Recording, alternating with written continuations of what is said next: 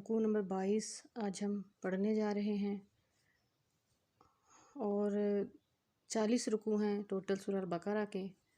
تو ہم سورہ البقرہ کا بھی ہاف کر چکے ہیں، اور سیقول یعنی کہ دوسرے پارے کے ربع سے آگے ہم پڑھنے لگے ہیں۔ تو آیت نمبر کا نمبر ہے 177، 177 نمبر آیت نمبر کا ہے، اور وہی قبلہ کا رخ کرنا، قبلہ کی طرف رخ کرنا، اس کا ہی اللہ تعالیٰ ابھی تک بیان فرما رہے ہیں کہ یہ کیسا ہے کہ اپنا چہرہ مشرق یا مغرب کی طرف کر لینا۔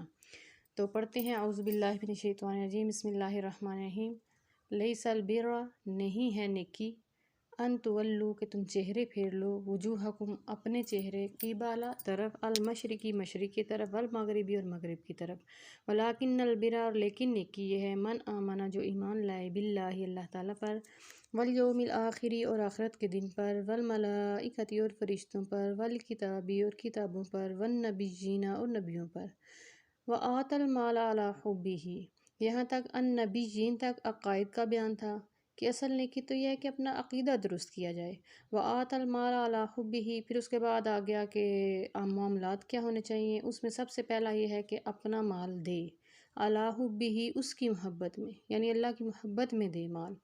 ایک تو ثواب کے لیے ہوتا ہے نا، ثواب سے بھی بڑی ایک چیز اللہ تعالیٰ نے یہاں بیان فرمائی کہ اللہ کی محبت میں دے، ٹھیک ہے۔ ایک فرض ہوتے ہیں صدقات جیسے زکوٰۃ، کچھ واجبات ہوتے ہیں، کچھ سنت ہوتے ہیں، اور یہ سارے جو ہیں اس میں سب سے پیارا، سب سے خوبصورت صدقہ وہ ہے جو اللہ کی محبت میں آپ دیتے ہیں۔ ذوی القربیٰ، سب سے پہلے حقدار اس کے رشتہ دارین ہیں، اپنے رشتہ داروں میں سے جو کوئی آپ کا غریب ہے یا مجبور ہے یا آپ کو پتہ ہے پریشان حال ہے، اس کی مدد کے لیے مال دیں، والیتامیٰ، پھر یتیموں کے لیے دیں، والمساکین، پھر مسکینوں کو دیں، وابن السبیل، اور پھر مسافروں کے لیے، ٹھیک ہے، والسائلین، اور پھر سوال کرنے والوں کے لیے، وفر رقابی، اور پھر گردن چھڑانے کے معاملے میں، یعنی کہ غلام آزاد کرنے میں۔ غلام اس وقت بہت زیادہ ایک لعنت بنی ہوئی تھی، تو آزاد کروانا غلام بہت بڑا ایک رتبہ اللہ تعالیٰ نے اس کے لیے لکھا کہ واقعی جس کو غلامی سے نجات مل جائے اس کو تو نئی زندگی مل جاتی ہے نا۔ تو یہ اللہ تعالیٰ نے اس جگہ پہ لکھ دیا کہ اللہ کی محبت میں یہ ساری چیزیں ایسی ہیں جن پہ اپنا مال خرچ کرے، اس بندے کے لیے نیکی ہے۔ اصل یہاں پہ نیکی کی ڈیفینیشن اللہ تعالیٰ بیان فرما رہے ہیں کہ صرف چہرے کو مشرق مغرب کی طرف کر لینے سے کچھ فرق نہیں پڑتا، یہ تو ایک توجہ کا مرکز ہے کہ آپ اس کی طرف منہ کر کے نماز پڑھیں تاکہ آپ کی ایک مرکزیت قائم ہو جائے، لیکن اصل نیکی اللہ تعالیٰ نے بیان فرمائی، ٹھیک ہے۔ ایک عقائد درست ہوں، پھر معاملات میں اپنا مال دے، وَأَقَامَ الصَّلَاةَ، دیکھیں نماز سے بھی پہلے اس کو مقدم اس لیے رکھا کہ جب انسان اپنے دل کو کھولتا ہے اللہ کے لیے تو وہ دوسرے معاملات میں بھی درست ہو جاتا ہے۔ وَأَقَامَ الصَّلَاةَ، اور نماز قائم کرے، وَآتَ الزَّکَاةَ، اور زکوٰۃ دے، وَالْمُوفُونَ، اور پورا کرے، بِعَہْدِہِمْ،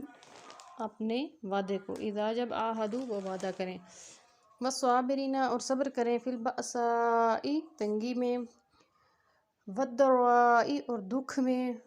وحین البأس، اور لڑائی کے وقت، کوئی تنگی ہو، پریشانی ہو یا جنگ کے وقت بھی صبر کرے۔ اولئک الذین، یہی وہ لوگ ہیں، صدقوا، جنہوں نے سچ کر دکھایا، واولئک، اور یہی وہ لوگ ہیں، ہم المتقون، جو پرہیزگار ہیں۔ سبحان اللہ، اللہ تعالیٰ نے ان کو پھر کہا کہ یہ اللہ کے وعدہ سچ کرنے والے لوگ ہیں جو صابر ہیں۔ پھر اگلی آیات میں قصاص کے بارے میں آیا ہے، یا ایھا الذین آمنوا، اے ایمان والو، کتب، فرض کیا گیا، علیکم القصاص، تم پر بدلہ لینا، فی القتل، قتل کے معاملہ میں تم پر یہ فرض ہے۔ فرض کیوں ہے کہ جب ایک قتل ہوگا اس کا بدلہ لیا جائے گا، آگے ہونے والا ہر قتل بچ جائے گا، ہر قتل ممنوع ہو جائے گا، رک جائے گا، ٹھیک ہے نا۔ یہ قتل رکے گا نہیں ایسے جب تک اس کا بدلہ نہیں لیا جائے گا، قتل کا بدلہ قتل ضرور لیا جائے۔ والحر بالحر، آزاد نے قتل کیا اس آزاد کو ہی کرو، والعبد بالعبد، غلام نے کیا غلام ہی اس کے بدلے، والانثی، اور عورت کے بدلے بالانثی، عورت کو ہی، عورت نے اگر قتل کیا ہے تو یہ تو نہیں کہ وہ عورت ہے تو اس کو بخش دیا جائے، نہیں، ٹھیک ہے، جس نے جو کیا اسی نے بھگتنا ہے، اس کی جگہ پہ کوئی بندہ نہیں دیا جا سکتا۔ فمن عفی، تو جسے معاف کر دیا جائے، لہو، اس کو، من سے، اخیہ،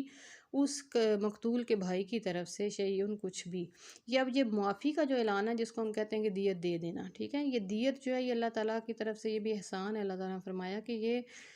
اس صورت میں ہے کہ چلیں اگر اس کا بھائی معاف کرتا ہو، ٹھیک ہے، شیئن، کچھ بھی، اب وہ کچھ بھی ہوگا نا، چاہے وہ دنیا جہان کی دولت ہو جائے، وہ اس بندے کا بدل نہیں کہلا سکتی، ٹھیک ہے، لیکن یہ صرف ایک معافی کی صورت بن جائے گی، اور یہ کیا ہے، فتباعن، اور پھر اس کی پیروی بھی، فتباعن پس پیروی اس کی، بالمعروف اچھے طریقے سے، بالمعروفی اچھے طریقے سے، اداء اور ادا کر دینا الیہ اس کی طرف، بے احسان اچھے طریقے سے، ذالک یہ سب تخفیف ہلکا کر دیا گیا ہے، تخفیف ہے، من ربکم تمہارے رب کی طرف سے، اور رحمہ اور یہ اس کی رحمت ہے، فمن اعتدی پس جو کوئی حد سے بڑھے، بعد ذالک اس کے بعد، فلہ عذاب علیم تو اس کے لیے دردناک عذاب ہوگا۔ پھر اللہ تعالیٰ نے دوبارہ ایک سوچ دی، ایک فکر دی، وَلَكُمْ فِي الْقِصَاصِ اور تمہارے لیے قصاص میں ہی، یعنی بدلہ لینے میں ہی، حیات زندگی ہے، اسی کو اللہ نے فرمایا کہ یہی زندگی ہے،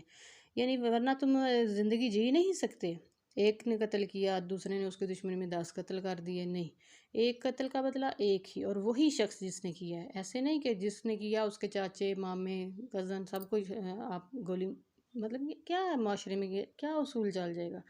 اس لیے اللہ تعالیٰ نے بڑی احتیاط کے ساتھ قصاص کو ہی تمہارے لیے زندگی قرار دیا ہے، کہ وہی انسان جس نے مارا ہے اسی کو ہی مارا جائے، یا الباب اے عقل مندو، اے نصیحت رکھنے والوں، اور یہ جی قصاص کے معاملات سب سے پہلا جو ہے وہ آرڈر نافذ کروانا یا امپلیمنٹیشن جو ہے اس کا معاملہ آتا ہے، اور یہ حکومت پر ہوتا ہے کہ وہ ان قوانین کی امپلیمنٹیشن سختی سے کروائے، لعلکم تتقون تاکہ تم پرہیزگاری اختیار کرو۔ اب امپلیمنٹیشن نہ ہونے کی ہی وجہ سے معاشرہ جو ہے وہ بہت زیادہ اس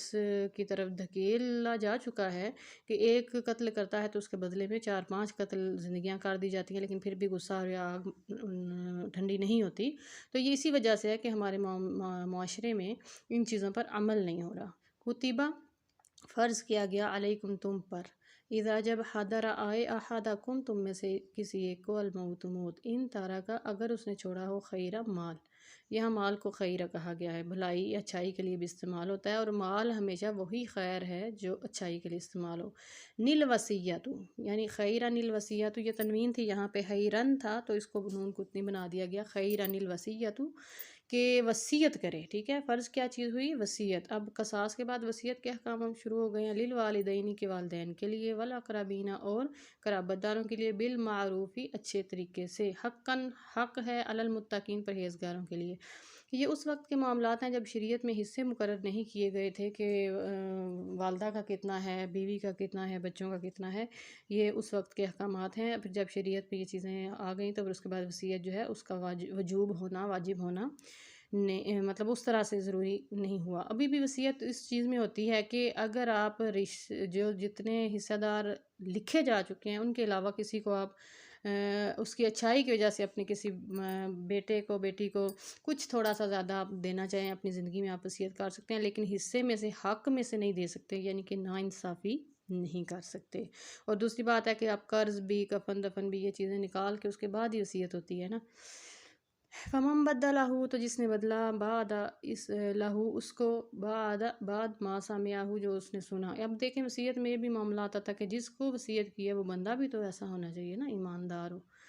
تو اللہ تعالیٰ نے اس پہ بھی سختی سے اس وقت کے قوانین جو وضع کیے اس پر دونوں طرف سے، دونوں اینگل سے اس بات کو کیا کہ جو اس وصیت کو بدل دے اس کے بعد کہ اس نے سنا، فإنما اسمہ تو اس کا گناہ، علی الذین یبدلونہ ان لوگوں پر ہے جو ایک ہیں یا دو ہیں یا زیادہ ہیں، ان پر ہے جو اس کو بدلتے ہیں، ان اللہ سمیع علیم بے شک اللہ تعالیٰ بہت سننے والا، بہت جاننے والا ہے، فمن خاف تو جسے خوف ہو، من موصٍ وصیت کرنے والے سے، کہ وصیت کرنے والا بھی تو جانبداری کر سکتا ہے نا، اس وقت احکام نہیں نہ آئے تھے اصل میں کہ کس کا کتنا، 8واں حصہ کس کا، نصف حصہ کس کا، 2 حصے بیٹے کے، ایک بیٹی کا، اس طرح کے معاملات نہیں آئے تھے، تو یہ اس وقت کے آیات ہیں، جانفن جانبداری کرتے ہوئے، وہ اسمن یا گناہ، فاصلہ تو اسے اصلاح کر دے، بینہم ان کے آپس میں، فلا اثم علیہ تو اس پر گناہ نہیں، اب جو شخص وصیت کرنے والے کی جانبداری یا گناہ کی وصیت کر دینے سے ڈرے اور پھر دونوں میں اصلاح کر دے کہ یہ چیز درست نہیں ہے تو اس پر کوئی گناہ نہیں ہے کہ اس نے اچھا معاملہ کیا، ان اللہ غفور الرحیم بے شک اللہ تعالیٰ بہت بخشنے والے، بہت مہربان ہیں۔ آج کا رکوع ہمارا یہی پہ ختم ہوتا ہے، انشاءاللہ ہم ملیں گے نیکسٹ رکوع میں، تب تک کے لیے اللہ حافظ، اپنا خیال رکھیے گا، والسلام علیکم ورحمۃ اللہ وبرکاتہ۔